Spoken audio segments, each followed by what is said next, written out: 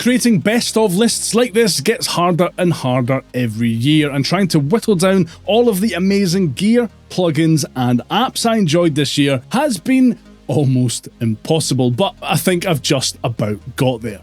As always, if you think there's anything I missed or any picks that you disagree with, make sure to sound off in the comments. Alright, let's get started with this. By far my favourite audio interface of 2024 was Antelope Audio's Zen Quadro Synergy Core. If you already make music in a home studio setup and are looking for the next step up from your first audio interface, but you don't want to spend like $1,000 then this is the one for you. Some of its standout features include a huge range of I/O options, tactile and functional hardware controls, a lovely full-colour screen, and some seriously powerful bundled software. Most impressive, however, is Antelope Audio managing to squeeze in the same digital converters found in their flagship Galaxy range of interfaces. With this, you're getting access to the kind of clarity and fidelity that would usually be out of reach for a home recording setup. The build quality is exceptional, it's really straightforward to use despite its feature set, and it's compact enough that it will slot into even the most modest music production setup. If you want to drastically increase the sound quality of your recordings, but like the smaller form factor of the type of audio interface you're probably looking to move on from, you won't find better than the Zen Quadro at this price point.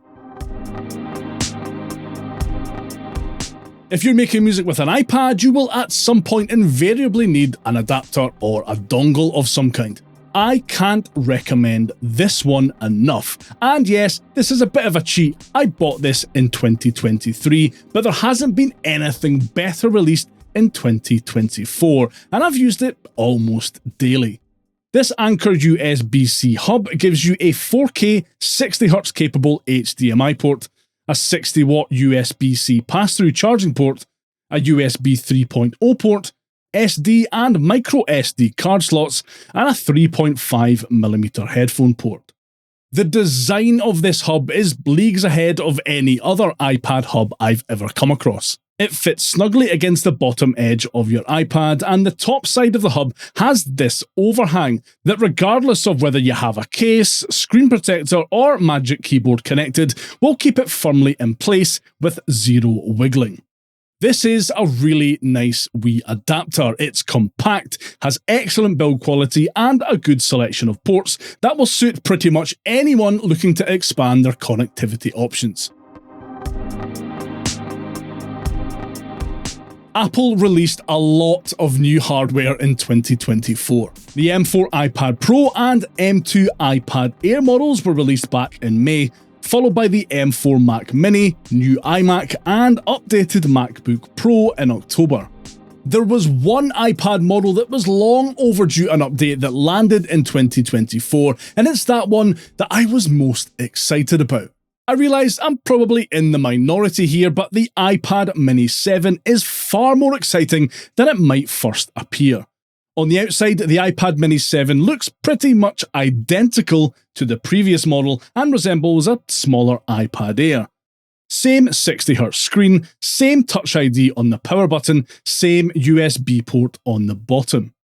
It's the internal improvements that Apple have made that really make the iPad Mini 7 a tiny wee music-making powerhouse. The iPad Mini 7 is powered by the A17 Pro chip, and while this isn't an M-series chip, it's no slouch either, delivering up to a 30% increase in performance over the previous iPad Mini model. This iPad also now has 8GB of RAM and starts at 128GB of storage. All of that at the same base price as the previous version.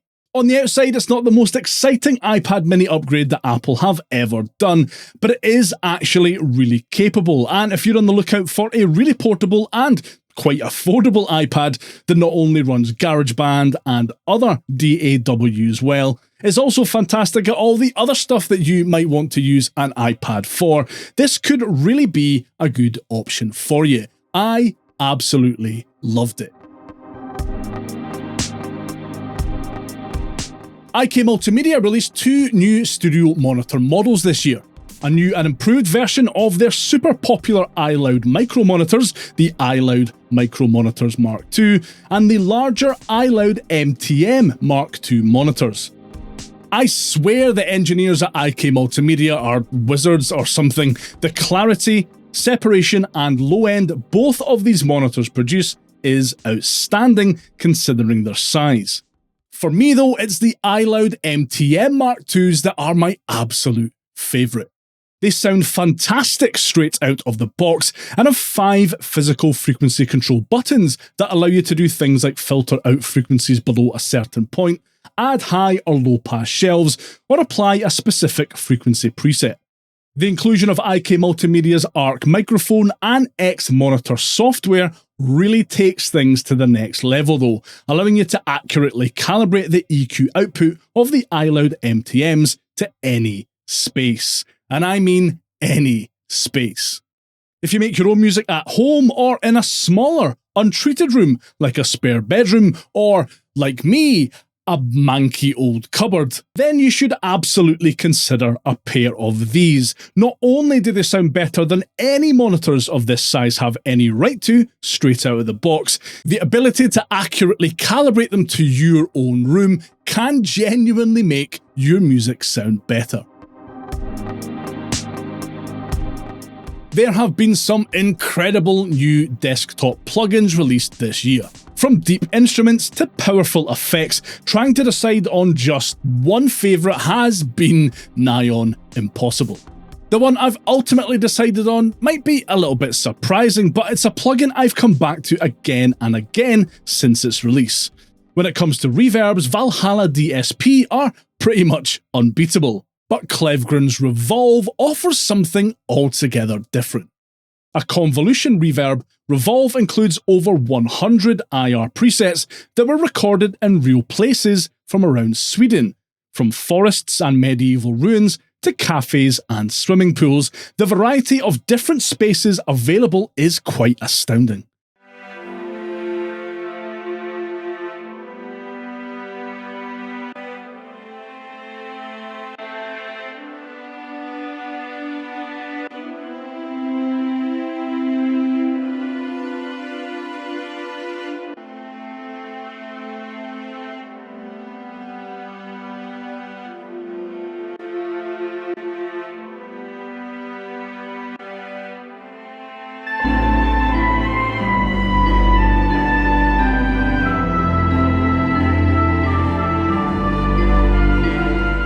Revolv has you use a circular selector to move between different spaces that are arranged on a ring.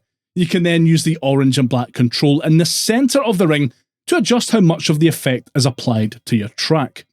Flashy UI and controls aside, Revolv just sounds absolutely phenomenal. Klevgrand and their collaborator for this plugin, sound designer Oscar Bjork, have perfectly captured the natural acoustics of these spaces, providing users with amazing reverb effects that you just can't get anywhere else. If you're after a truly unique reverb plugin that offers one-of-a-kind acoustic accuracy, while also being really easy to use, I think you'll really love Klevgrand Revolv. Not only does LEWITT's Ray condenser microphone offer proximity-based automatic gain adjustment and muting that works like magic, it's also just a fantastic all-round microphone. The Aura technology that LEWITT have packed into the Ray microphone is amazing. It uses lasers essentially to sense how close or far away you are from the microphone and then automatically adjusts gain to provide a balanced signal level. Here's an idea of how it works in practice. First off, I have the Aura feature turned off, and this is what the microphone sounds like when I get right up on top of it. You're probably going to hear that kind of close proximity effect, maybe a little bit of clipping, especially if I was to raise my voice, that will definitely clip. And here's what the microphone sounds like if I'm a bit further away from it. I'm maybe a couple of feet away from the microphone here. The audio will sound a bit thinner, I'll sound, well, a bit further away from the microphone than I'd probably want to be. When I turn the Aura feature on, the display lights up and lets me know how far away from the microphone I am, or how far it thinks I am anyway, and my recording level should stay the same regardless of how close or far away I get from it. So this is what the recorded audio sounds like when I'm up close on the microphone again. Again, I'm going to start shouting into it, see if we can trigger any clipping or anything like that, but I mean, looking at the waveform on the screen, I don't think that's happening. And as I kind of move away from the microphone, you should kind of hear the recorded audio volume stay the same. Even if I go further back to where I was before, kind of a couple of feet away from the microphone, the display on the microphone changes to let me know that I'm further away, but that recorded audio level should stay the same. I was genuinely surprised by how well this feature works. And it doesn't just work with voice. As long as there is nothing obstructing the microphone's line of sight, as it were, the Ray's Auratech will work with any acoustic instrument. I really, really like this microphone, not just because of its cool and useful features, but because it also just captures amazing sounding audio. It's become my studio workhorse even without using its advanced features and tech. I highly, highly recommend it. I was really racking my brains trying to decide what my favourite iOS music production app has been this year. There have been some absolute bangers released in 2024. My search for a decent theremin instrument finally came to an end when Yonak released Thereminator 2.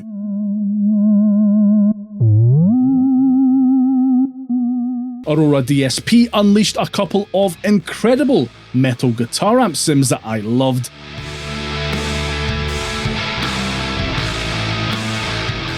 Not to mention Baby Audio continuing to port some of their best desktop plugins to iOS this year too.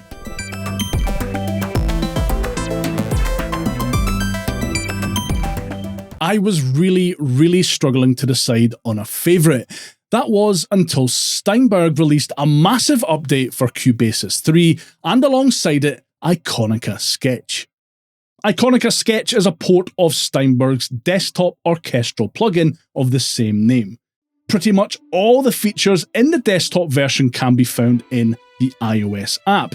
It brings together an entire sampled orchestra, including 34 playable instruments and a total of 140 articulations.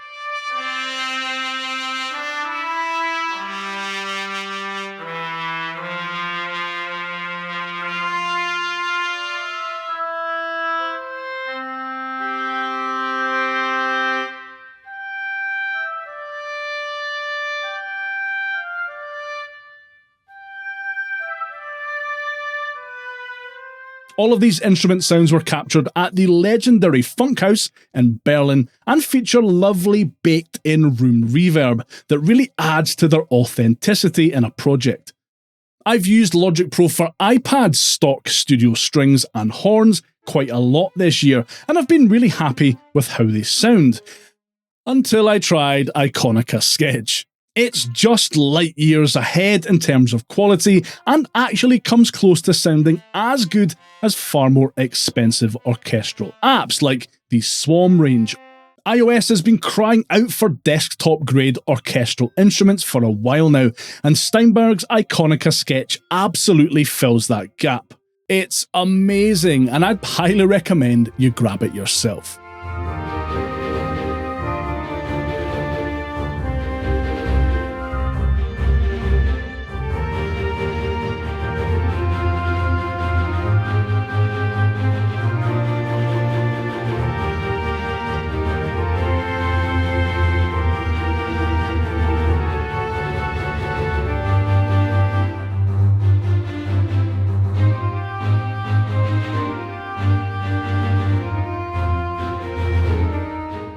Let me know your favourite plugins, gear and apps from 2024 down in the comments, and let me know if you agree or disagree with any of my picks while you're down there. If you enjoyed this video, give that like button a good hard slap and make sure you're subscribed so you don't miss any more videos just like this one.